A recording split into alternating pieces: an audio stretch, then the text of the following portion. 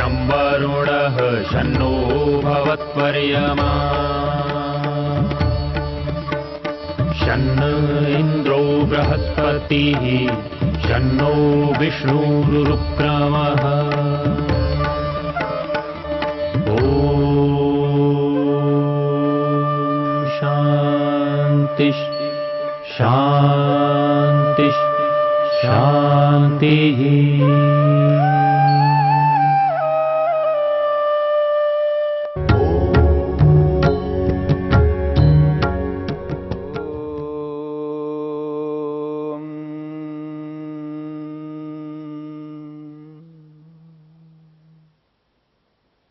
समाधिपाद के अंतिम सूत्र 51वां सूत्र, तस्यापि निरोधे सर्वनिरोधान निर्बीजः समाधि।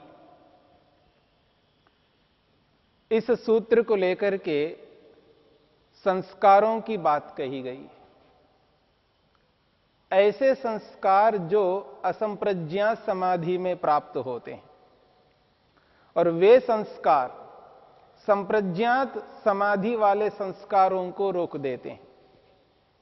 तस्यापि निरोधे, संप्रज्ञात समाधि में उत्पन्न जो संस्कार हैं उनको रोक लेने पर और संप्रज्ञात समाधि के जितने भी विषय हैं उनको भी रोक लेने पर, इसलिए कहा जा रहा है सर्वनिरोधात्, सबको रोक लेने पर। सबको रोक लेने से निर्बीजः समाधि, असंप्रज्ञात समाधि की प्राप्ति होती है। व्युत्थान संस्कार यानी लौकिक संस्कार, व्यवहार काल में जितने भी संस्कार हम बनाते हैं, ज्ञान के, कर्म के और उपासना के, अशुद्ध उपासना, अशुद्ध ज्ञान, अशुद्ध कर्म, शुद्ध ज्ञान, शुद्ध कर्म और शुद्ध उपासना, जितने भी ये संस्कार बनते हैं, ये सारे के सारे संस्कार संप्रज्ञात वाले संस्कारों से दब जाते हैं, रुक जाते हैं। इसलिए कहा तज्ज संस्कारो अन्य संस्कार प्रतिबंधी। जिस प्रकार से संप्रज्ञात समाधि के संस्कार लौकिक संस्कारों को रोकते हैं, दबाते हैं, ठीक इसी प्रकार से तस्यापि निरोधे, संप्रज्ञात समाधि के संस्कारों को भी रोक लिए जाने पर सर्वनिरोधात्, सबको रोक लेने से, यानी संप्रज्ञात समाधि के विषयों को भी रोक लेने से, ऋतंभरा प्रज्ञा को भी रोक लेने से, ऋतंभरा प्रज्ञा से जिन पदार्थों का तत्व ज्ञान प्राप्त होता है उसको भी रोक लेने से, सर्वनिरोधात्, सबको रोक लेने से निर्बीजः समाधि, निर्बीज नामक समाधि की प्राप्ति होती है, यानी असंप्रज्ञात समाधि की प्राप्ति होती है। और असंप्रज्ञात समाधि में भी संस्कार बनते हैं। ईश्वर का जब साक्षात्कार होता है, ईश्वरीय आनंद का उपभोग प्रयोग योगी करता है, यानी ईश्वर का आनंद प्राप्त करता है, उस आनंद के संस्कार, ईश्वर से जो ज्ञान प्राप्त करता है उस ज्ञान के संस्कार, ईश्वर से जो शक्ति बल प्राप्त करता है उसका संस्कार, ईश्वर के गुण कर्म स्वभावों को जिस जिस प्रकार से वो जानता है उनका संस्कार पढ़ते रहते हैं। उनको निरोध संस्कार कहा है, क्योंकि निरुद्ध अवस्था की प्राप्ति में ही असंप्रज्ञात समाधि लगती है। उस निरुद्ध अवस्था में जिस असंप्रज्ञात समाधि में जो ईश्वर का स्वरूप अनुभव करता है उस स्वरूप का संस्कार मन पर पड़ता है, उसको निरोध संस्कार कहते हैं। इसलिए निरोध संस्कार संप्रज्ञा समाधि वाले ऋतंभरा प्रज्ञा से प्राप्त होने वाले संस्कारों को रोकते हैं, दबाते हैं। लौकिक संस्कारों को संप्रज्ञा समाधि वाले संस्कार दबाते हैं, संप्रज्ञा समाधि वाले संस्कारों को निरोध वाले संस्कार दबाते हैं। प्रश्न ये उपस्थित होता है, ये जो निरोध वाले संस्कार है, असंप्रज्ञा समाधि वाले संस्कार है, इनका क्या होगा? आखिर ये भी तो संस्कार है, इनका क्या होगा? महर्षि वेदव्यास उसका समाधान करते हैं।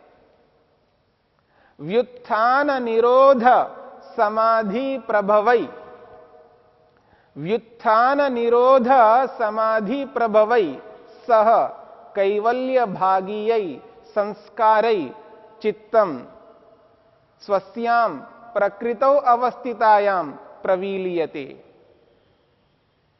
महर्षि वेदव्यास कहते हैं, व्युत्थान निरोध समाधि प्रभवई,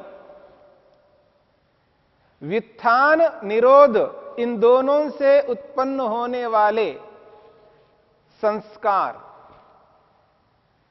यहां व्युत्थान से संप्रज्ञा समाधि के संस्कार लिए जा रहे हैं, ऋतंभरा प्रज्ञा वाले संस्कारों को लिया जा रहा है। संप्रज्ञा समाधि की दृष्टि से लौकिक संस्कार व्युत्थान है, रोकने योग्य हैं। व्युत्थान का अर्थ है रोकने योग्य है।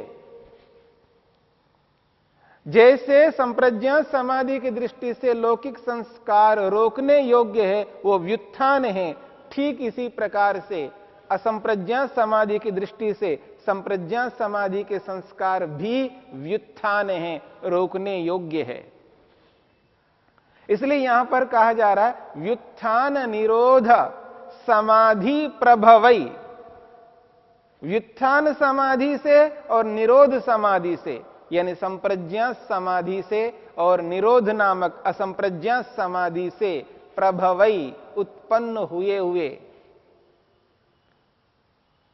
कैवल्य भागीय मुक्ति को देने वाले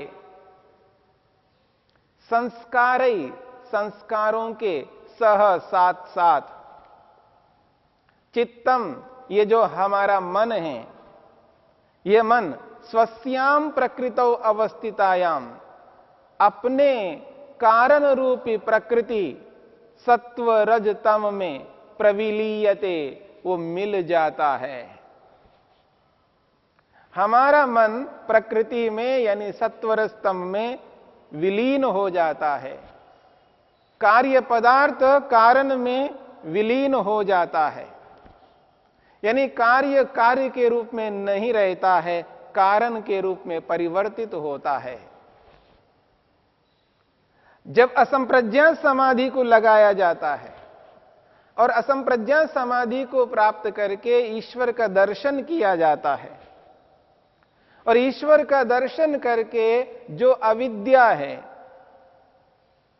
काम क्रोध लोभ मोह ईर्ष्या अहंकार रूपी अविद्या, जिसे अविद्या अस्मिता राग द्वेष अभिनिवेश के नाम से कहा है, इस अविद्या जो कि कारण रूप में अभी मन में विद्यमान है, बीज रूप में विद्यमान है, और इस अविद्या के कारण से जिन कर्मों को किया है उनके संस्कार मन में विद्यमान हैं, केवल उनको रोक करके समाधि लगाई गई है, अभी उनको नष्ट नहीं किया है, अब उनको नष्ट करना है। उस बीज रूप में विद्यमान जो अविद्या है उसको समाप्त करना है, नष्ट करना है। ज्ञानाग्नि से, तत्वज्ञान रूपी अग्नि से, विवेक ख्याति रूपी अग्नि से, सर्वथा विवेक ख्याति रूपी अग्नि से उस अविद्या को समाप्त नष्ट करना है, उन संस्कारों को नष्ट करना है। जले हुए बीजों के समान, भुने हुए बीजों के समान कर देना है, अंकुरोत्पत्ति में असमर्थ करना है। और जब ऐसी स्थिति उत्पन्न हो जाती है योगी की, इन संस्कारों को भुने हुए बीजों के समान, भुने हुए चने के समान बना दिया है। अब अंकुरोत्पत्ति में असमर्थ है। भुना हुआ चना यदि आप उसको लेकर के जमीन में डालेंगे, वो अंकुर उत्पत्ति नहीं हो सकती, क्योंकि उसको भून लिया है, उसको जला दिया है, वो असमर्थ है, अंकुरोत्पत्ति नहीं होगी। ठीक इसी प्रकार सर्वथा विवेक ख्याति से इन संस्कारों को ऐसा ही बना दिया जाता है, ऐसे ही इस अविद्या को बना दिया जाता है। तब व्यक्ति जीवन मुक्त होता है, जीते जी मुक्त होता है, यानी दुखों से रहित हो जाता है। शरीर में रहता हुआ ही मुक्ति जैसा अनुभव करता है, क्योंकि समाधि में ईश्वरीय आनंद को प्राप्त करता है। ईश्वरीय आनंद को प्राप्त करने वाला दुख को हटा देता है, दुख की निवृत्ति होती है और ईश्वरीय आनंद की प्राप्ति होती है। शरीर में रहता हुआ ही जीते जी वो मुक्त कहलाता है, उसी को जीवन मुक्त कहा जाता है। और ऐसी स्थिति के आने पर शरीर में रहता हुआ मुक्ति जैसा जो अनुभव करता है, अभी मुक्त नहीं हुआ है, क्योंकि शरीर छूटा नहीं है, अभी यह शरीर है, मुक्ति में अभी गया नहीं है, लेकिन शरीर में रहते हुए ही मुक्ति जैसा अनुभव कर रहा है। प्रयोजन पूरा हो गया है। इसलिए महर्षि वेदव्यास कहते हैं, वो कहते हैं तस्मात् ते संस्काराः चित्तस्य अधिकार विरोधिनः। तस्मात् ते संस्कारा चित्तस्य अधिकार विरोधिनः न स्थिति हेतवः भवन्ति। तस्मात् इसीलिए ते संस्काराः वे संस्कार, कौन से? निरोध नामक संस्कार, असंप्रज्ञा समाधि में उत्पन्न संस्कार, ज्ञान बल आनंद के संस्कार, ते संस्काराः वो असंप्रज्ञात वाले संस्कार, चित्तस्य अधिकार विरोधिनः चित्त के अधिकार को रोकने वाले हैं। चित्त का जो अधिकार है, मन का जो अधिकार है, भोग और अपवर्ग, इस भोग अपवर्ग रूपी अधिकार को ये संस्कार रोकने वाले हैं, क्योंकि उसका जो अधिकार है, उसका जो कर्तव्य है, भोग कराना, करा दिया, और अपवर्ग दिलाना, अपवर्ग को भी दिला दिया, जीवन मुक्त बना दिया। अब मन का जो कर्तव्य है वो पूरा हो गया है। इसलिए कहा जा रहा है चित्तस्य अधिकार विरोधिनः, चित्त के अधिकार को रोकने वाले ये संस्कार है। न स्थिति हेतवो भवन्ति, वो मन के बनाए रखने में कारण नहीं बनते हैं, मन को, मन के अधिकार को बनाए रखने में कारण नहीं बनते हैं। मन का अधिकार पूरा हो चुका है। अब मन के द्वारा करने योग्य कोई कार्य नहीं बचा है। भोग कराना था, उसने करा दिया, और अपवर्ग तक पहुंचाना था, उसने पहुंचा दिया है। बस प्रयोजन पूरा हो गया है। फिर भी वो शरीर में इसलिए रहता है क्योंकि यह शरीर पूर्व जन्म के कर्मों के फल स्वरूप में प्राप्त हुआ है।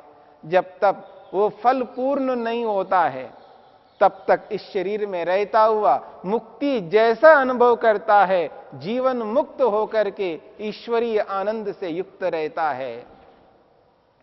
इसलिए महर्षि वेदव्यास कहते हैं यस्मात् अवसिताधिकारम, यस्मात् अवसिताधिकारम सह कैवल्य भागीय संस्कारै चित्तम निवर्तते।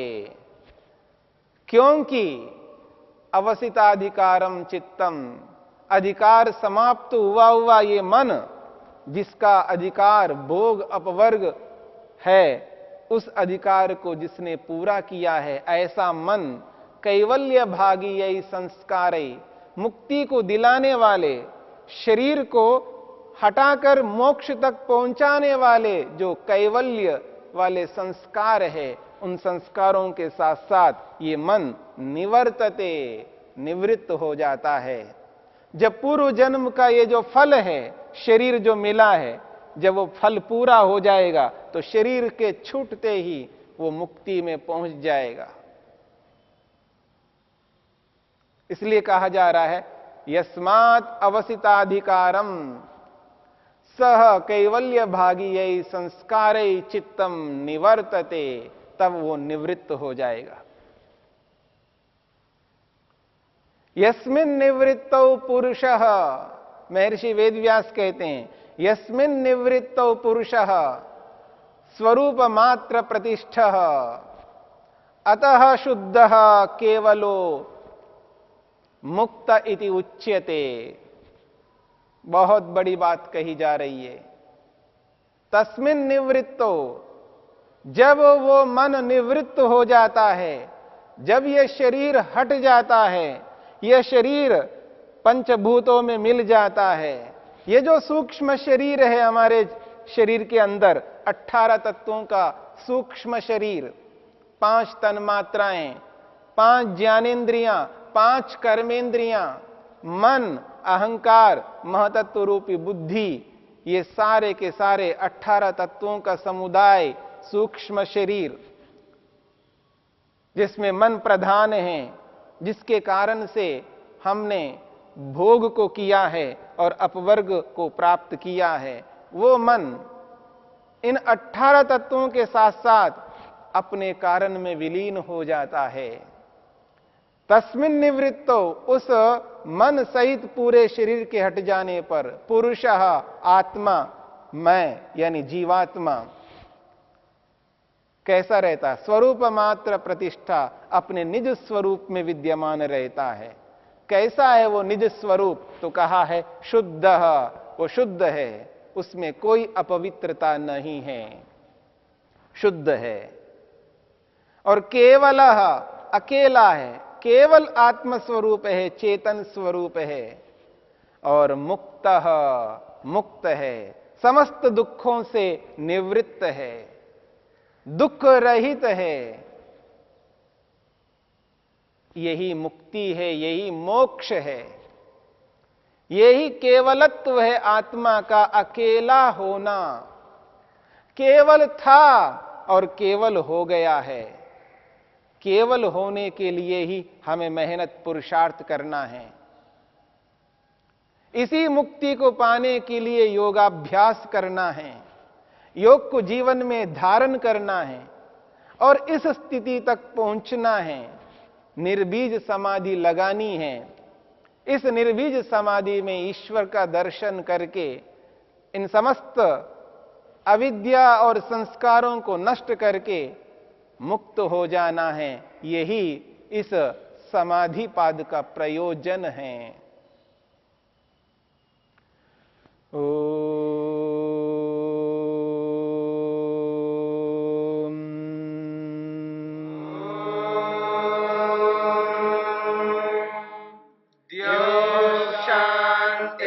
शांतिरंतरिक्षं शांति पृथिवी शांतिरापः शांतिरोषधयः शांतिः वनस्पतयः शांतिर्विश्वे देवा शांतिर्ब्रह्म शांति सर्वं शांति शांतिरेव शांति शांति